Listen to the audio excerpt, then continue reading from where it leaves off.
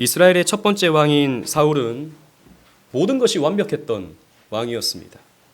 하지만 그는 그 완벽했던 것 때문인지 교만해져 버리고 말았어요. 여러분들이 많은 좋은 스펙들을 가지고 있다고 해서 너무 좋아하지 마십시오. 그것이 교만이 될 수 있습니다. 그것이 여러분들을 무너지게 만들어 버릴 수 있습니다. 사울은 성급하게도 하나님이 명하지 않은 제사를 제사장이 아님에도 드려버렸고, 하나님이 금하신 가증한 전리품을 취해서 자신을 백성들 앞에서 과시하고자 했습니다. 그래서 그 교만해진 이 사울을 하나님께서 버리시죠. 자기를 높이는 교만은요, 죄악의 가장 깊은 뿌리입니다. 모든 죄는 교만에서부터 시작되죠. 아담으로 하여금 선악과를 따먹게 한 그 타락의 원천이 교만이었습니다. 그래서 그 교만으로 높아진 이 사울을 하나님께서 내려버리시는 것이죠.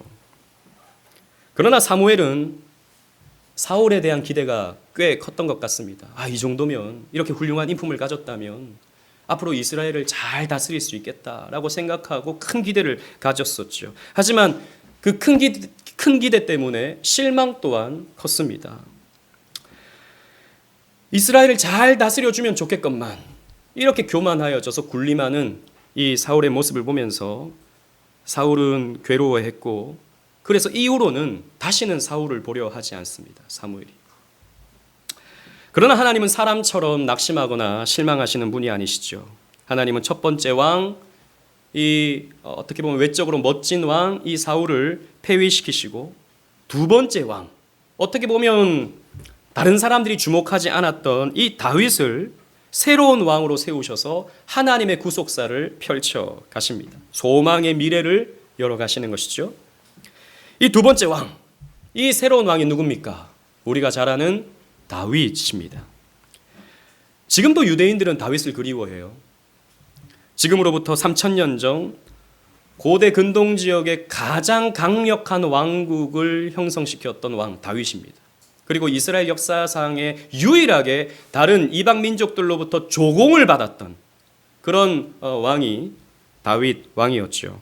그래서 지금도 그 시대를 그리워하면서 이스라엘의 국기 이름을 다윗의 별이라고 하지 않습니까? 그만큼 다윗에 대한 그리움이 이들에게 있는 것이죠. 성경 또한 다윗의 이야기를 많이 담아내고 있습니다. 그 어떤 성경의 인물보다도 다윗의 이야기와 다윗의 고백들, 다윗의 기도들, 이런 것들을 성경은 많이 담아내고 있습니다. 그리고 신약에서 예수님을 소개할 때 어떻게 소개하고 있습니까? 마태복음 1장 1절에 보면 이는 아브라함과 다윗의 자손 예수 그리스도라고 소개하고 있죠. 다윗의 자손이라고 밝히고 있는 것입니다. 이렇게 성경이 다윗을 부각시키는 이유는 궁극적으로 이 다윗이 진정한 왕이신 예수 그리스도를 예표하고 예언해주는 그런 인물로서 쓰임을 받기 때문입니다. 그래서 여러분, 성경을 우리가 이해하기 위해서는 다윗의 일생을 살펴보는 것은 굉장히 중요한 과정이 됩니다. 다윗의 이야기를 우리가 쭉 살피면서 앞으로도 이게 성경 곳곳에서 어떻게 성취되고 어떻게 나타나게 되는지 우리가 확인해 보게 될 것입니다. 오늘 이 다윗의 등장을 통해서 우리가 발견할 수 있는 구속사적 메시지를 통해 함께 은혜를 나누고자 합니다. 우리 1절 다 같이 한번 읽어보도록 하겠습니다. 본문 1절입니다. 시작.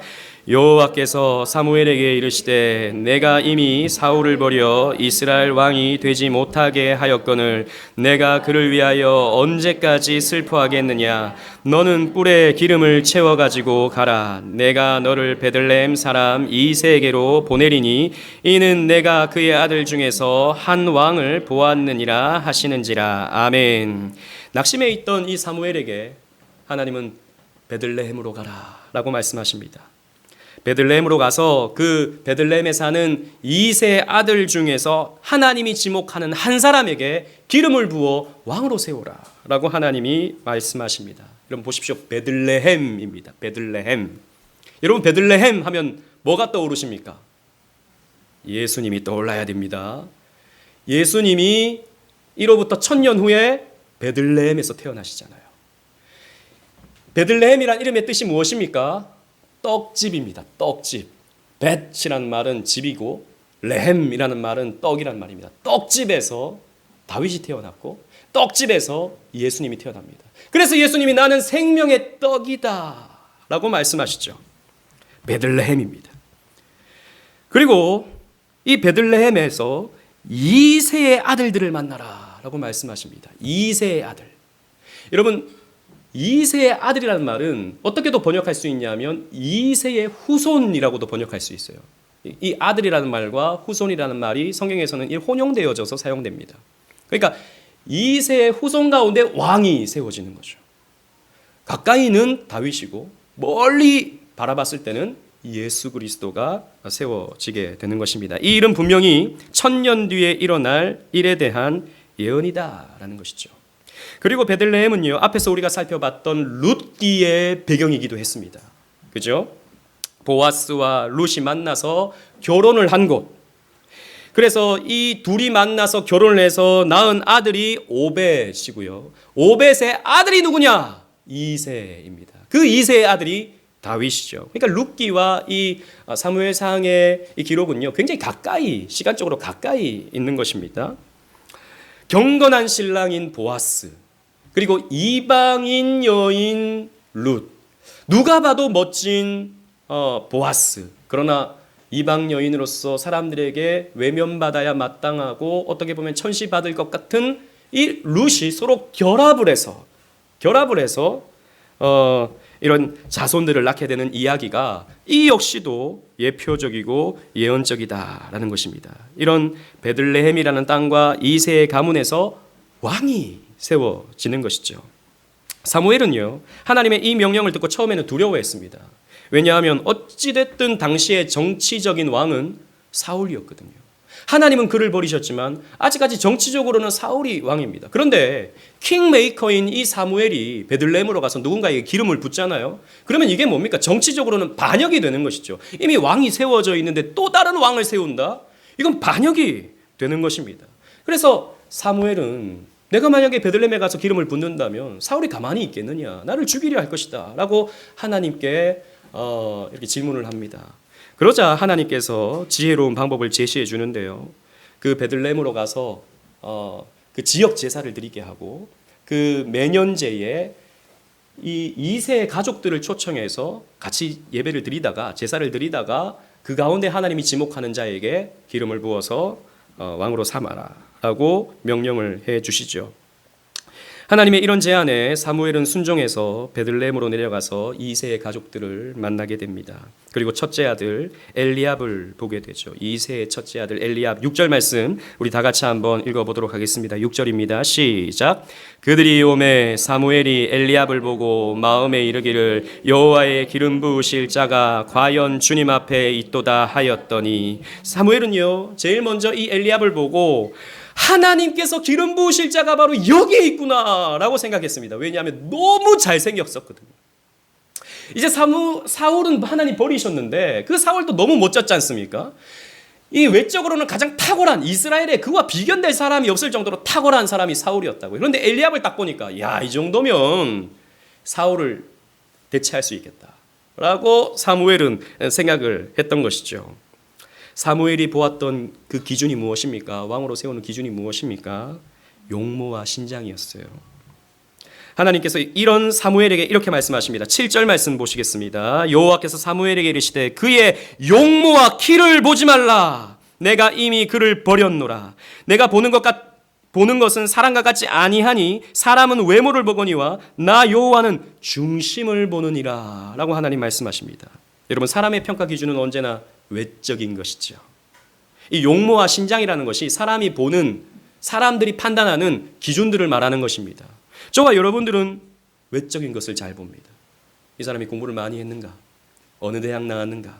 직장이 어딘가? 얼마의 연봉을 받는가? 이 사람이 성공했는가 안 성공했는가?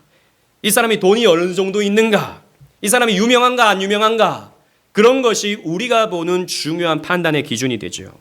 사람들은 이런 사회적, 세상적, 인간적인 기준들을 중요하게 여깁니다. 이게 전혀 중요하지 않다는 말씀을 드리는 게 아니에요. 우리가 살아가는 세상 속에서 이런 것이 중요하게 이렇게 사용됩니다. 하지만 하나님의 판단 기준은 다르다라는 것입니다. 하나님은 사람을 외적으로 판단하고 어떤 그 사람의 스펙을 가지고 그 사람을 판단하지 않으신다라는 것입니다. 하나님은 무엇을 보십니까? 중심을 보십니다. 여기서 중심이라는 말은 히브리어로 레바브라는 말인데요. 이 말은 마음 혹은 정신 이런 뜻을 가지고 있는 단어입니다. 하나님은 사람의 마음을 보신다라는 것이죠. 하나님은 그 사람의 정신을 보신다라는 것입니다. 외모는 탁월했지만 첫째 아들 엘리압이 아니다라고 하나님 말씀하시는 거죠. 나는 사람의 이런 외적 조건을 보지 않는다. 둘째 아들 아비나답도 아니다라고 말씀하십니다. 셋째 아들 삼마도 아니다라고 말씀하세요. 제사에 참여한 7 아들을 다 만나봤습니다. 그런데 하나님은 다 아니라고 말씀하세요. 아니 하나님이 이세 아들 중에 지지하는 자를 왕으로 세우라고 말씀하셨는데 다 아니래요. 이게 뭔가? 사무엘은 궁금해졌습니다. 그래서 이세에게 물어봅니다. 여러분 11절 말씀 보십시오. 11절 말씀 제가 읽어보겠습니다. 또 사무엘이 이세에게 이르되 내 아들들이 다 여기 있느냐? 이세가 이르되 아직 막내가 남았는데 그는 양을 지키나이다. 사무엘이 이세에게 이르되 사람을 보내어 그를 데려오라. 그가 여기 오기까지는 우리가 식사 자리에 앉지 아니하겠노라 라고 했습니다. 막내가 남아 있었던 것이죠. 근데 이 막내라는 말은 사실 의역한 거예요. 원어에는 어떻게 표현되어 있냐면 작은 자가 남아있다. 카탄이 남아있다. 작은 자가 남아있다. 어떻게 보면 더 의역해보면 이렇게도 할 수 있는 거예요. 신경 쓰지 않아도 되는 자가 남아있다. 이렇게도 해석할 수 있어요. 그래서 다윗은요, 가족들이 다 참여하는 이 제사에 참여하지 않고 양을 치고 있습니다. 양을. 여러분, 이것도 하나의 상징적인 의미를 담고 있어요. 하나님 나라는 작은 자를 통해서 펼쳐져요.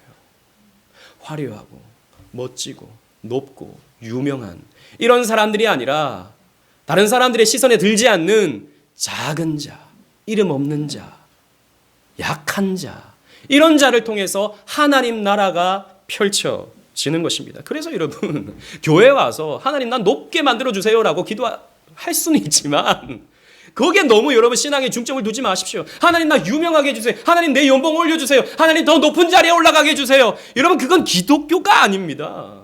기독교의 핵심은 거기에 있지 않아요. 많은 사람들이 교회 와서 다 기도하는 내용들이 다 그런 것들이에요. 아니에요. 여러분 성경은 우리 보고 낮아지라고 해요. 이름 없는 자가 되라고 합니다. 섬기는 자가 되라고 하죠. 다윗은 인간적인 관점에서 볼 때 그리 주목을 끌만한 사람이 아니었던 것이죠. 생각해 보십시오. 사무엘은 당시의 전설적인 선지자예요. 사무엘 모르는 사람이 없습니다. 사무엘 그러면 가장 존경하는 그 시대의 신앙의 어떤 모델, 영적인 지도자였던 것이죠. 그런데 그 사무엘이 베들레헴에 가서 이새와 그 아들들을 제사로 초청을 했습니다. 그렇다면 이런 대단한 인물이 자기와 자기 아들들을 초청했다면 가족 모두를 데리고 가는 것이 정상이지 않겠습니까? 대통령이 여러분의 가족을 초청했다고 생각해 보십시오. 요즘은 청와대가 아니라 저 용산인데 거기 가족들을 초청했다고 생각해 보십시오. 가족들을 다 데리고 가는 게 예의이고 그것이 당연한 마음 아니겠습니까? 그런데 이 이새는요, 인생에 한번 올까 말까한 이 기회에 다윗을 제쳐놨습니다. 다윗을 외면했습니다. 그 시간에 다윗은 양을 지키고 있었다라는 것이죠. 그리고 우리 앞으로 일어날 일, 다음 장에 가면 이제 골리앗 사건, 우리가 잘 아는 그 골리앗 이야기가 펼쳐지는데 그때 여러분 이 형들은요 군대에 가서 블레셋과 전투에 참여합니다. 그래서 골리앗이 막 이스라엘 군대를 모욕하고 조롱하죠. 이런 중요한 전쟁의 시간에서도 다윗은요 그저 형들에게 도시락을 갖다 주는 그런 정도의 일밖에 하지 않습니다. 이렇게 다윗은요 가정적으로 봤을 때나 국가적으로 봤을 때 약한 존재였어요. 눈에 들지 않는 그런 사람이었습니다. 아버지가 볼 때도 주목받을 만한 아들이 아니었다는 것이죠. 어떻게 보면 차별 아닙니까? 다른 형들 다 잔치에 참여하는데 작다고 해서 데리고 가지도 않았어요. 여러분 어렸을 때 상처가 무엇이었습니까? 어릴 때 상처. 옛날에는 참 그런 거 많았잖아요. 차별. 아들이라고 더 높여주고 딸은 이렇게 좀 낮추고 첫째라고 높여주고 둘째, 셋째, 넷째는 공부도 안 시키고 돈 벌려고 그러고 그런 부모님들 많으셨지 않습니까? 어릴 때 그런 것들 때문에 부모님이 주는 그런 상처, 차별로 인해서 괴로웠던 분들이 꽤나 있었을 것입니다. 다윗이 그랬어요. 그래서 그랬는지 다윗이요, 시편 27편 10절에 보면 이렇게 고백하는 내용이 있습니다. 여러분 다 같이 한번 읽어볼까요? 시편 27편 10절입니다. 시작. 내 부모는 나를 버렸으나 여호와는 나를 영접하시리이다. 아멘. 어떻게 버렸는지 구체적으로 설명하진 않아요. 뭐 이때를 얘기하는 건지 아니면 나중에 이제 다윗이 쫓겨 다닐 때 그때 부모도 모른 척하더라 이런 말을 하는 건지 자세히 알지 못합니다만 다윗에게는 이런 부모님으로부터 단절되는 상처가 있었던 거죠. 여러분 우리는요, 외면당할 때가 있습니다. 이렇게 소외될 때가 있어요. 우리가 인생 살다 보면 우리는 다른 사람들과의 그런 관계성 속에서 때로는 뒤처지고 때로는 이렇게 숨겨질 때가 있다는 것이죠. 다른 사람들은 무슨 취업이다, 결혼이다, 아파트 구입이다 해서 막 쭉쭉쭉쭉 나가는 것 같은데 나만 아무것도 이루지 못하는 것 같은, 나만 좀 이렇게 뒤처져서 아무것도 못하는 것 같은 그런 생각이 우리에게 찾아오기도 하죠. 특히 우리 젊은 친구들 가운데서는 이제 취업을 준비하고 결혼을 준비하고 또 미래를 준비해야 되는 우리 청년들 같은 경우에는 이게 굉장히 큰 압박감이죠. 사람들 만나기가 싫어요. 사실 청년들은요. 어른들 만나기가 싫죠. 왜? 자꾸 언제 취업하냐, 언제 결혼하냐. 우리 청년들한테 그런 거 묻지 마세요. 자꾸 관심 가져주신다고 하면서 괜히 그런 거 저도 묻거든요. 저도 자주 묻는데 그런 거 자꾸 묻지 마세요. 기도해 주세요. 생각 들면 기도해 주세요. 다 때가 되면 하나님 사용하십니다. 이런 마음이 참 힘들죠. 이런 마음이 참 괴롭습니다. 때로는 그것 때문에 내가 이 사회에 주목을 받지 못하는구나, 내가 이 사회에서 뒤처져 있구나라는 생각 때문에 괴로워집니다. 그러나 여러분 우리가 여기서 기억할 것은 하나님은요, 아무도 주목하지 않는 다윗을 주목하고 계시더라라는 것입니다. 하나님은 스펙을 보시지 않고 그 사람이 얼마나 준비가 되어 있는가, 그 사람이 얼마나 실력이 갖춰졌는가 이런 거 보지 않으시고 외적으로 그 사람이 얼마나 유명한가, 그 사람이 얼마나 높은 점수를 가지고 있는가 이런 거 보지 않으시고 어떤 특정한 사람들을 향해서 하나님은 주목을 하시더라라는 것입니다. 하나님은요, 다윗을 보고 계셨어요. 약하디 약한 다윗을 보고 계셨어요. 그리고 그를 찾아내셨습니다. 여러분 근데 어느 누구도 하나님의 눈에서 벗어나는 사람이 없죠. 특히 하나님의 언약 백성은요, 하나님의 눈에서 벗어나는 사람이 없습니다. 아무리 역사의 무대의 뒤편에 숨겨진 사람이라 하더라도 하나님은 그 사람을 보고 계시고 그 사람을 평가하고 계시고요, 그 하나님은 찾아낼 자를 찾아내십니다. 하나님이 나를 지켜보고 계신다라는 사실을 여러분 기억하십시오. 하나님은 불꽃 같은 눈동자로 우리를 지켜보고 계시고 우리를 주목하고 계십니다. 무엇보다 우리의 마음을 지켜보고 계시죠. 우리의 마음을 지켜보십니다. 하나님은요, 사실 그 이전부터 이 말씀이 주어지기 훨씬 그 이전부터 다윗을 주목하고 계셨어요. 그 다윗이라는 이름이 성경에 나오지도 않을 그 상황 속에서도 다윗을 지켜보고 계셨습니다. 사울이 그 블레셋과의 전쟁을 앞두고 마음이 초조해져서 하나님이 명하시지 않은 제사를 드려버리잖아요. 그때 사무엘이 늦게 와서 사울에게 뭐라고 말합니까? 사무엘상 13장 14절에 제가 읽어드리겠습니다. 지금은 왕의 나라가 길지 못할 것이라 여호와께서 왕에게 명령하신 바를 왕이 지키지 아니하였으므로 여호와께서 그의 마음에 맞는 사람을 구하여 여호와께서 그를 그의 백성의 지도자로 삼으셨느니라 라고 말씀하셨어요. 그러니까 첫 번째 이 사울이 교만을 드러냈을 때 하나님은 이미 마음에 합한 자를, 마음에 드시는 자를 선택하셔서 이미 그의 나라의 왕으로 세우셨다라고 말씀하셨어요. 이미 하나님은요, 다윗을 그의 마음에 두셨고 그를 이스라엘의 지도자로 세워놓고 있었습니다. 여러분, 성경의 표현에 그의 마음에 맞는 사람이라고 하고 있습니다. 그의 마음에 맞는 사람, 하나님 마음에 맞는 사람. 하나님 마음에 맞는 사람은 어떤 사람일까요? 여러분 생각해 보십시오. 하나님의 마음에 드는, 하나님 마음에 합한, 이런 표현 우리 많이 쓰는데 그런 사람은 어떤 사람일까요? 김영희 목사님의 설교 가운데 이런 표현이 있었습니다. 이 하나님 마음에 든다라고 하는 이 표현을 이렇게 설명하시더라고요. 여러분 잘 들어보십시오.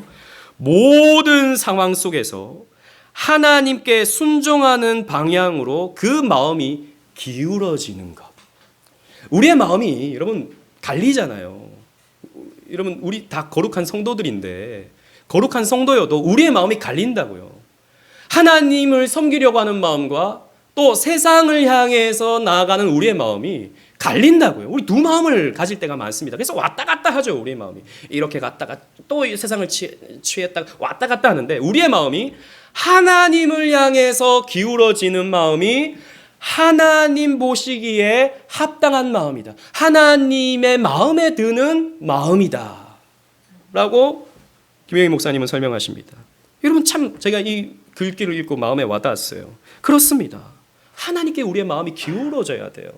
하나님을 사랑하는 마음으로, 하나님께 섬기고자 하는 마음으로, 하나님께 예배하고자 하는 마음으로 우리의 마음이 기울어져야 되는 것입니다. 여러분 이 마음은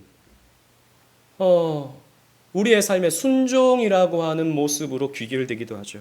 여러분 우리의 마음은 행동으로 나타나기 마련이기 때문입니다. 잠언 20장 11절 말씀 보면 비록 아이라도 자기의 동작으로 자기 품행이 청결한 여무와 정직한 여부를 나타내느니라. 즉 마음이 바른 사람은 삶 속에서 아이라 하더라도 바르게 나타난다. 마음이 바르면 아이라도 행동이 바르게 나타난다라고 잠언은 말하고 있어요. 따라서 여러분들의 마음이 어떠한가를 살펴보려면 여러분들이 어떤 선택을 하고 있는가를 보시면 정확합니다. 여러분들은 어떤 선택을 하고 살아가세요? 여러분들이 지난 한 주간에 어떤 선택을 하시면서 살아오셨습니까? 어떤 마음에 갈림이 있을 때 이게 하나님이 기뻐하시는 일이고 이게 그냥 나를 즐거워하게 만드는 일이 있었을 때 그때 여러분들 어떤 선택을 하고 살아오셨습니까? 그게 여러분들의 마음입니다. 어떤 분의 마음은 하나님 보시기에 악한 마음이고 어떤 분의 마음은 하나님 보시기에 기뻐할 만한 마음이 되는 것이죠. 여러분들을 한번 점검해 보시길 바랍니다. 그런데 이 하나님이 기뻐하시는 우리의 마음에 대해서 좀 더 우리 깊이 있게 생각해 보십시다. 여러분 성경에서 마음이라고 하는 표현 이런 것들이 많이 등장하는데요. 우리가 살펴볼 오늘 제가 여러분들에게 말씀드리고 싶은 아주 중요한 말씀이 있습니다. 그건 뭐냐면 예수님께서 팔복을 통해서 우리의 마음에 대해서 말씀하신 게 있거든요.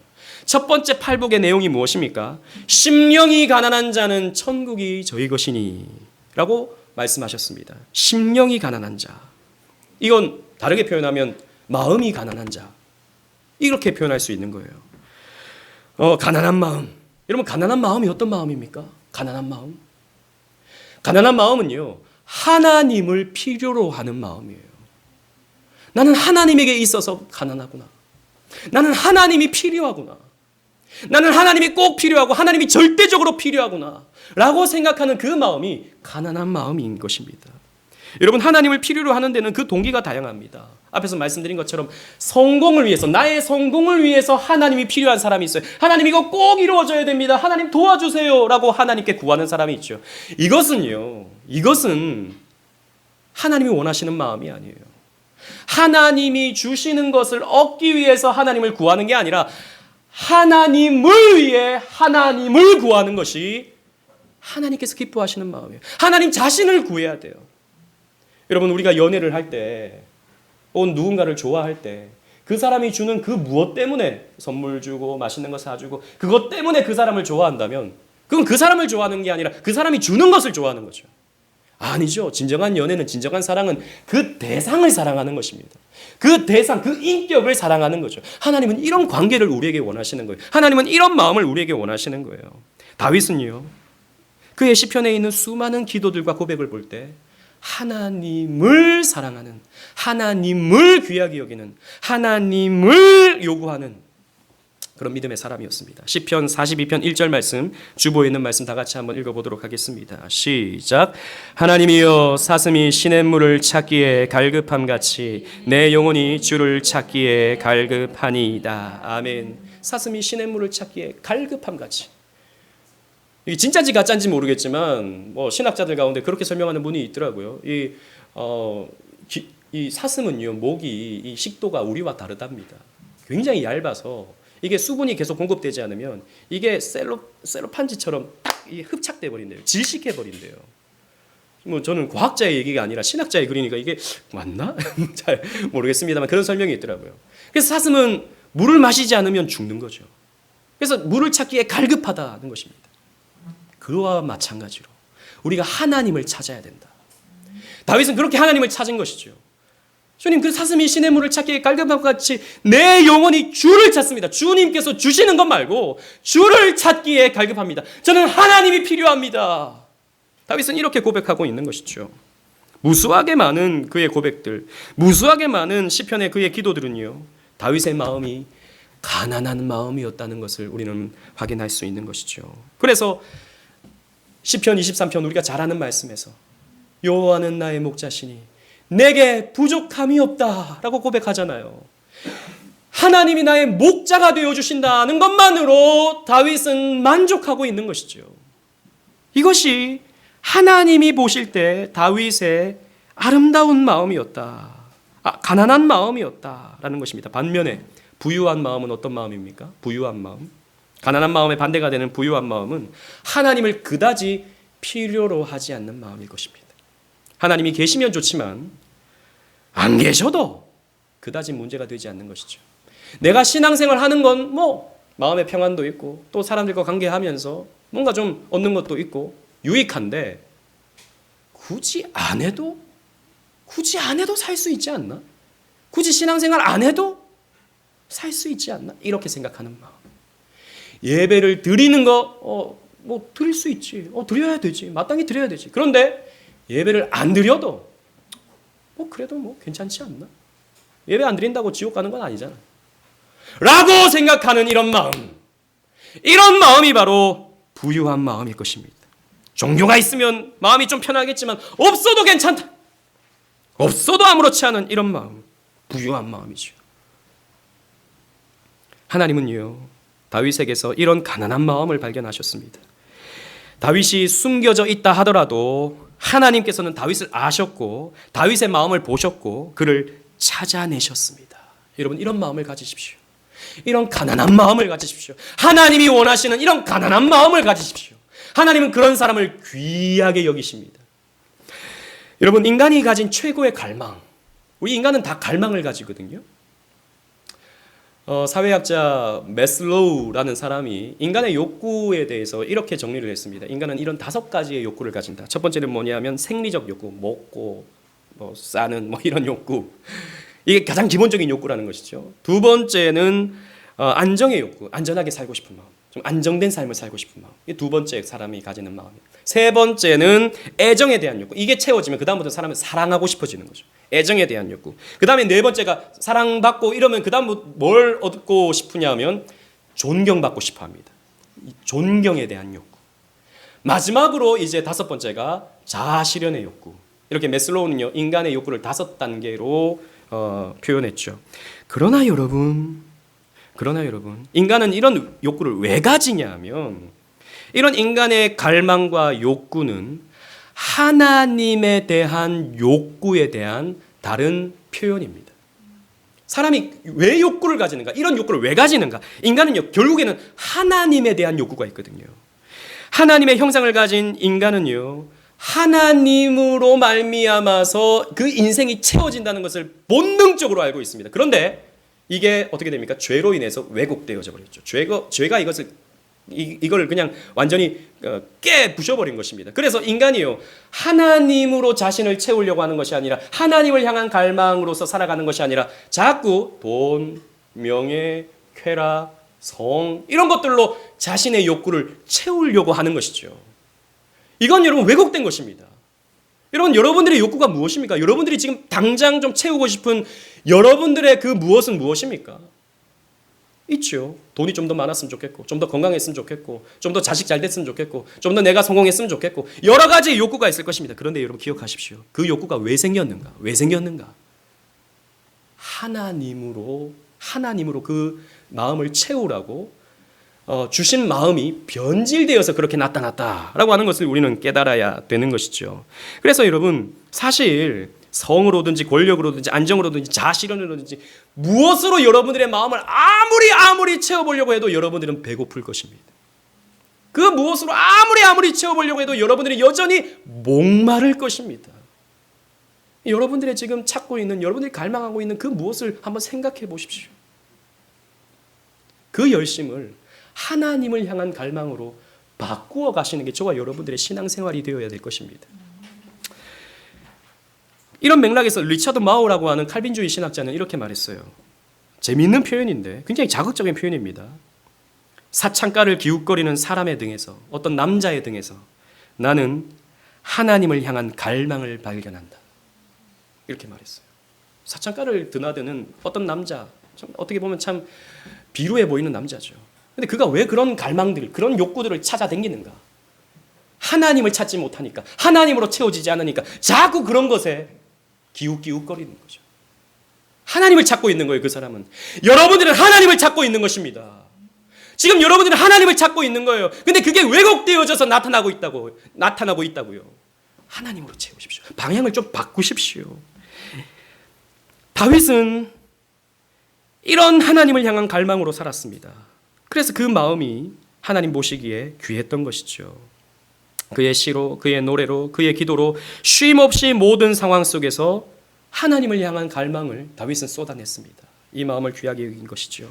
그래서 사무엘은요, 이런 다윗에게 기름을 부어 왕으로 삼았습니다. 13절 말씀 보십시오. 13절.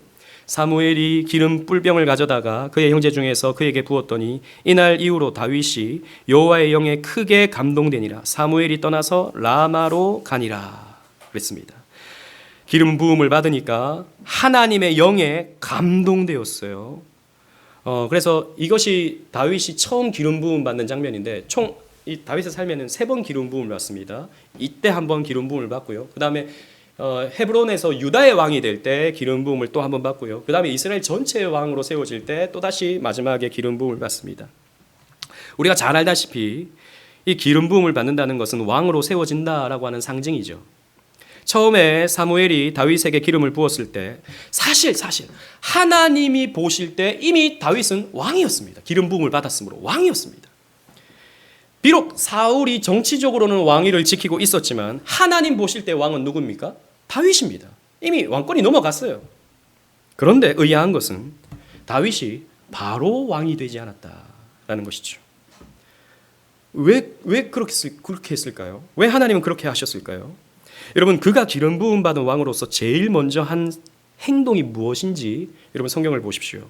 그가 왕으로서 사람들의 섬김을 받는 모습으로 나타나는 것이 아니라 다른 누군가를 섬기는 모습으로 그의 사역이 시작되는 것을 우리는 살펴볼 수 있습니다. 당시 사울 왕은요, 여호와의 영이 떠나버리고 악령이 그를 지배해 버렸습니다. 14절 말씀 다 같이 한번 읽어볼까요? 14절입니다. 시작. 여호와의 영이 사울에게서 떠나고 여호와께서 부리시는 악령이 그를 번뇌하게 한지라. 아멘. 하나님의 영이 사울에게서 떠나자 비어버린 사울의 인격에 무엇으로 채워져 버렸습니까? 악령으로 채워져 버리죠. 기억하십시오. 우리의 마음에, 우리의 인격에 성령으로 채워지지 않으면 반드시 악한 것들로 우리의 영혼이 채워집니다. 우리의 마음이 채워져 버려요. 팀 켈러 목사님은 이렇게 말하죠. 하나님으로 채워지지 않는 마음은 반드시 악한 것들로 그 마음이 채워진다. 악한 것들이 들어올 수밖에 없죠. 예수님의 비유에 보면 귀신 들렸던 자가 귀신이 나가버렸어요. 그런데 그 마음이 계속 비어져 있었어요. 비어져 있으니까 어떻게 됩니까? 7 귀신이 더 들어와 버리죠. 마음이 하나님으로 채워지지 않고 비어져 있으면 반드시 악한 것들이 우리에게 들어올 수밖에 없습니다. 여러분, 성경으로, 기도로, 말씀으로 여러분들의 영혼을 채워놓고 있어야지. 그렇지 않으면 더러운 것들이 여러분들의 영혼을 채워가요. 더러운 것들이. 그래서 다윗은요, 이 사실을 사울을 통해서 확인했죠. 하나님이 떠나고 이 악한 영들이 사울을 지배하니까 저렇게 사울이 귀신이 되어가는구나. 나중에 보면 이제 거의 사울이 귀신이 되어가잖아요. 그냥 육신을 가졌지만 사실 귀신 같은 삶을 살지 않습니까? 저렇게 되는구나. 무서웠죠. 그래서 다윗이 아까 우리 교독했던 시편 51편에 보면 이렇게 기도하는 모습을 볼 수 있어요. 나를 주님 앞에서 쫓아내지 마시고 주의 성령을 내게서 거두지 마옵소서. 이게 다윗의 기도였어요. 여러분, 우리가 잘 알다시피 이 시편 51편은 다윗이 큰 범죄를 하고 난 뒤에 회개하면서 하나님께 올려드렸던 기도입니다. 다윗이 밧세바를 범하고 우리아를 죽여버리잖아요. 나중에 자기도 교만해져 버렸어요. 사울과 같이 돼버렸어요. 그런데 다윗의 차이점은 무엇입니까? 사울은 회개하지 않았지만 다윗은 회개하면서 하나님, 주의 영이 내게서 떠나지 말게 해주시옵소서. 주님의 성령이 내게서 떠나지 말게 해주시옵소서 라고 간구하는 모습이 달랐다라는 것입니다. 이 지점에서 우리는 성경이요 의도적으로 다윗과 사울을 대비시켜 주는 것을 볼 수 있어요. 13절 말씀 보면 이제 하나님의 영이 떠나고 악령이 사울을 지배합니다. 죄송합니다. 13절에 보면 하나님의 영이 다윗을 충만하게 만들죠. 근데 14절에 보면 하나님의 영이 사울에게서 떠나고 악령이 그를 지배해 버립니다. 이 13절과 14절이 다윗과 사울을 이렇게 대비시켜 주는 것입니다. 일이 이렇게 되자 사울의 신하들이 사울의 상태를 지혜롭게 판단했습니다.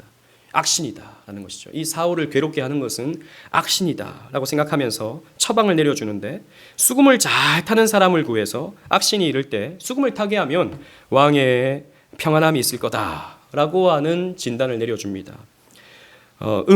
음악을 이용한 것이죠. 꼭 그런 것은 아니지만 여러분 음악이라고 하는 것은 굉장히 정신적인 것입니다. 그래서 음악 장르 중에서도 소울이 있잖아요. 굉장히 그러니까 영적인, 정신적인 그런 것이 음악 속에 담겨져 있습니다. 그래서 우리가 어떤 음악을 가까이 하는가, 어떤 음악을 우리가 듣는가는 굉장히 중요한 문제가 될 수 있어요. 이런 문화라고 하는 것은 우리가 쉽게 그냥 받아들일 수 있는 거잖아요. 문화니까, 그냥 뭐 대중 문화니까, 그냥 사람들이 좋아하는 거니까. 우리가 일반 은총 속에서 이런 문화를 즐기는 것은 문제가 없는 게 아닌가? 우리 그렇게 생각하지만 사실 여러분 그렇게 쉽게 판단할 게 아니에요. 이 문화라고 하는 것은 정신을 담아내고 있거든요. 여러분 요즘에 어떤 영화라든지 드라마라든지 이런 거에 보면 그런 거 많이 느끼지 않으셔요? 굳이 필요 없는 내용인데 동성애자가 나오거나 동성애 코드 같은 게 들어가 있어서 그게 그냥 아무렇지 않은 것처럼 이것도 하나의 건전한 사랑인 것처럼 이렇게 나오는 그런 장면들 여러분 많이 보셨을 겁니다. 뜬금없이 그런 게 나온다고요. 전혀 중심 내용과 상관이 없는데 문화 속에 뭔가 코드가 들어가는 것이죠. 이 세상 문화가 들어가는 것입니다. 악한 문화가 들어가는 거예요. 음악도 마찬가지입니다. 좋은 음악 많아요. 여러분 사랑의 그 감정을 노래하는 거 이게 나쁜 것 아닙니다. 그런데 선정적인 것들, 굉장히 자극적인 것들, 그리고 굉장히 파괴적인 것들. 예전에 제가 그 대학생들 가르칠 때 어떤 노래를 들었는데 깜짝 놀랐어요. 대학생들이 그런 노래를 부르더라고요. 제목이 뭐였냐면 제목이 맞는지 모르겠습니다. 제목이 삐딱하게였어요. 삐딱하게 살자. 뭘 그렇게 바르게 살라 그러냐? 삐딱하게 살자. 왜 정로로 걸으라 그러냐? 좀 삐딱하면 어떠냐? 건방지다 그러면 어떠냐? 나쁘다 그러면 좀 어떠냐? 그냥 살자. 재밌게. 그런 내용의 노래였어요. 젊은 친구들이 너무 좋아하죠. 안 그래도 바르게 살아 그것 때문에 스트레스였는데. 여러분 그런 노래들이 그 사람이 나쁘다는 게 아니라 그런 문화 속에 담겨진 어떤 코드가 있는 거죠. 문화 속에 담겨진 어떤 정신이 있는 것입니다. 문화라고 여러분 쉽게 생각하지 마십시오. 여러분 이 사울에게 다윗을 소개하는 어떤 신하의 이야기를 들어보십시오. 18절 말씀 보십시오. 18절 다 같이 한번 읽어보도록 하겠습니다. 아마도 다윗이 기름 부음 받고 이 사건이 있을 때까지는 약간의 시간 차가 있었던 것 같아요. 기름 부음을 받은 다윗이 좀 더 영향력 있는 삶으로 변화된 것 같습니다. 18절 말씀 다 같이 읽어보겠습니다. 시작. 소년 중 한 사람이 대답하여 이르되 내가 베들레헴 사람 이새의 아들을 본즉 수금을 탈 줄 알고 용기와 무용과 구변이 있는 준수한 자라 여호와께서 그와 함께 계시더이다 하더라. 아멘. 보십시오. 여기서 중요한 표현은 이것입니다. 그는 수금을 잘 탈 줄 안다. 음악적인 재능이 있다. 그리고 용기가 있고 무용이 있고 구변이 말 잘한다. 그리고 잘하는 거 많다. 그런데 뭐라고 결과적으로 말합니까? 그는 여호와께서 그와 함께 하시더라. 여호와께서 함께 하시는 자의 노래, 그 영감 있는 노래, 그것이 사람의 마음을 치유하는 것이죠. 그것이 사람의 마음에 이 병든 마음을 고쳐주는 것입니다. 이게 찬송의 힘이기도 해요. 여러분 때로는 마음이 울적하죠. 우리가 삶 살아가다 보면 때로는 여러 가지 문제들로 인해서 정말 낙심이 될 때가 있죠. 그럴 때 여러분 시편을 한번 읽어보십시오. 그럴 때 여러분 그냥 다 싫다 다 싫어 그냥 나 혼자 있을래 이러지 마시고 시편을 읽어보십시오. 그 영감 있는 그 노래들을 여러분 읊조려 보십시오. 우리의 마음이 치유함을 얻습니다. 그리고 여러분들의 마음이 그냥 기도하는 것도 너무 힘들고 그렇잖아요. 그러면 찬송을 한번 들어보십시오. 여러분들이 좋아하는 찬송을 한번 들어보십시오. 찬송이라고 해서 다 좋은 건 아니지만 그 가운데서는 또 이상한 노래들도 있지만 그러나 기도하면서 쓴 사람들의 그 노래의 가사들, 그 멜로디를 여러분 들어보십시오. 여러분들의 마음이 편안함을 얻습니다. 힘을 얻어요. 소망을 얻어요. 그게 음악의 힘입니다. 문화의 힘이기도 해요. 그래서 다윗이 등용이 됩니다. 23절 말씀 보시면 하나님께서 부리시는 악령이 사울에게 이를 때에 다윗이 수금을 들고 와서 손으로 탄즉 사울이 상쾌하여 났고 악령이 그에게서 떠나가더라. 뭐 요즘에 음악 치유, 저는 뭐 그걸 그렇게 좋아하진 않지만 뭐 그런 게 있습니다만 어떻게 보면 음악 치유의 이 본류가 여기에서 시작되는 거죠. 여러분 한번 생각해 보십시오. 다윗이 왕이 되었습니다. 사무엘이 자기에게 기름을 부어줬다고요. 아직 젊디 젊은 청년이지만 그래도 자기가 왕입니다. 그런데 자기가 지금 시작하는 일이 뭐죠? 악한 왕을 섬기는 일이에요. 왕이 와서 노래 부르라고 하면 노래 불러야 돼요. 연주하라고 하면 연주해야 돼요. 왕을 섬기는 일입니다. 여러분 이상하지 않나요? 지금 왕이 누굽니까? 자기인데. 자기가 섬김을 받아야 되는데. 자기가 왕궁에 앉아야 되는데. 그런데 자기는 그냥 누군가를 섬기고 있어요. 이렇게 생각할 수 있잖아요. 내가 왕인데. 내가 언제까지 이렇게 이제 폐위될 왕을 내가 뒤치다꺼리 해야 되지? 이렇게 생각할 수 있잖아요. 이걸 부당하게 여길 수 있고 또 때로는 초조하거나 조급하게 여길 수 있는 문제 아닙니까? 그런데요. 이런 시간을 통해서 하나님은 하나님의 뜻을 계시해 주죠. 왜 이렇게 하나님 하시는가? 어떻게 보면 이렇게 비상식적인 역사를 하나님께서 그려가시는가? 왜냐하면 이스라엘의 궁극적인 왕은 군림하는 자가 아니라 섬기는 자다라고 하는 것을 성경이 우리에게 가르쳐주기 위함입니다. 이사야 61장 1절 2절 말씀 보십시오. 주보에 있습니다. 제가 1절을 읽고 2절을 함께 읽도록 하겠습니다. 시작. 주 여호와의 영이 제가 먼저 읽겠습니다. 죄송합니다. 주 여호와의 영이 내게 내리셨으니 이는 여호와께서 내게 기름을 부으사 가난한 자에게 아름다운 소식을 전하게 하려 하심이라. 나를 보내사 마음이 상한 자를 고치며 포로된 자에게 자유를 갇힌 자에게 노임을 선포하며 시작. 여호와의 은혜의 해와 우리 하나님의 보복의 날을 선포하여 모든 슬픈 자를 위로하되 아멘. 여러분 61장 이 표현은 주 여호와의 영이 내게 내리셨다라고 하는 이 표현은 성자 예수님의 표현이죠. 성령이 그에게 임하시고 성령의 기름 부으심을 받은 예수님께서 어떤 사역을 이루어 가십니까? 이런 말씀을 보시면 가난한 자에게 또 마음이 상한 자에게 포로된 자에게 갇힌 자에게 또 슬픈 자에게 찾아가셔서 그들을 고치시고 위로하시는 사역으로 예수님께서 예언하고 계시는 것입니다.